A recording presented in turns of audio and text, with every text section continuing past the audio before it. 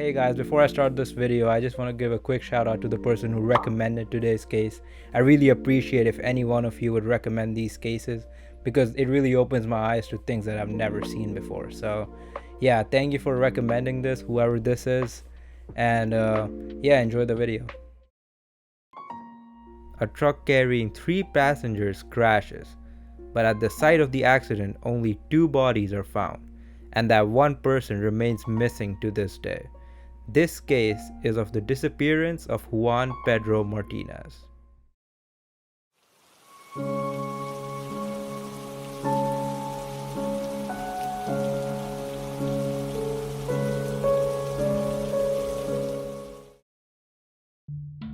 Andres Martinez was a truck driver in Spain who was married and had a 10-year-old son named Juan Pedro Martinez.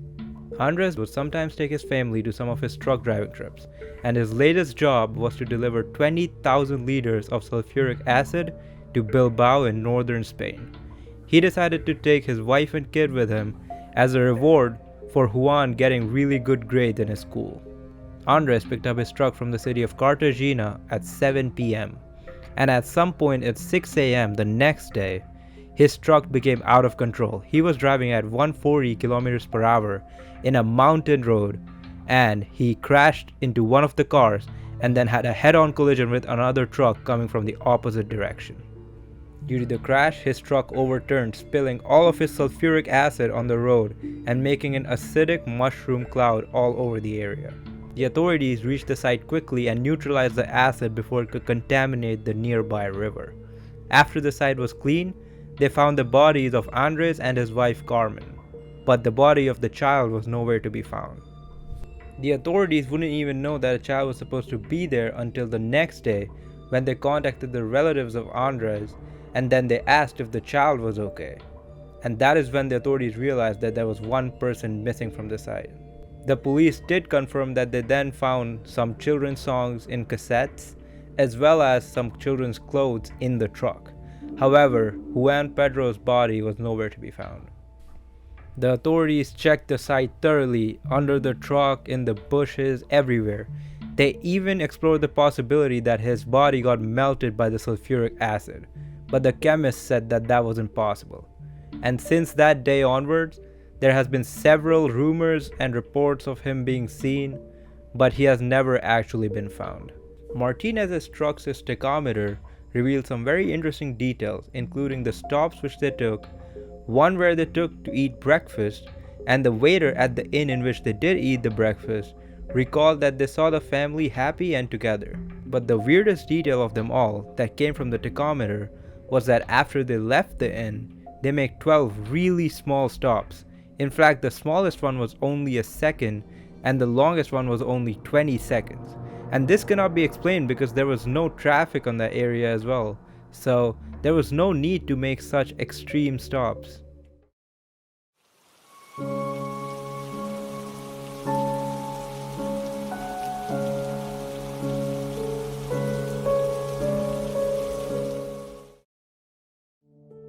The most compelling theory comes from the guy that was in the truck that had the head-on collision with Martinez's truck. He recalls seeing after the accident a white van stopping at the site. A blonde woman and a man with a foreign accent came out of the van and they tried nursing the people injured there. But after a few moments, they got back in the van and sped off. After his statements, the police tried to find the 2 people that came out of the van, but they were unable to find them and they still haven't located them to this day. The statement by the trucker was also backed by 2 shepherds that were passing by the accident site on the day, and they recall seeing a white van stopping and a Nordic looking man and a blonde woman come out of the van. They also remember seeing them pick up a package, put it in the car, and then driving off.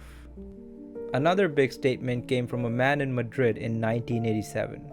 He claims that he met an Iranian refugee who was blind with a little kid who spoke fluent Spanish. However, the lady didn't know any Spanish, and they were looking for the American embassy. However, the main thing is, he recalls that the child that was with her looks exactly like Juan Pedro, which was something he didn't notice back then, but now that he thinks about it, he's very certain that that was who the child was. Another thing that the man underlined, which is very important to this case, is that the child spoke Spanish in an Andalusian accent. And this accent is spoken in a very similar manner in the part where Juan Pedro is from. Even though all of these theories and all of these statements sound very compelling, however, to this day, the police do not have a clue where Juan Pedro is, and this case to this day remains unsolved.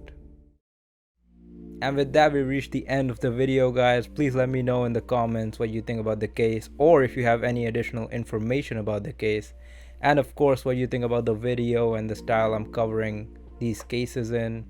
And yeah, I'll see you guys in the next video. Be sure to recommend any other cases that you think I should cover on this channel, because this whole channel is dedicated to that. So thank you for supporting, thank you for viewing this video till here, and yeah, looking forward to seeing you guys in the next one.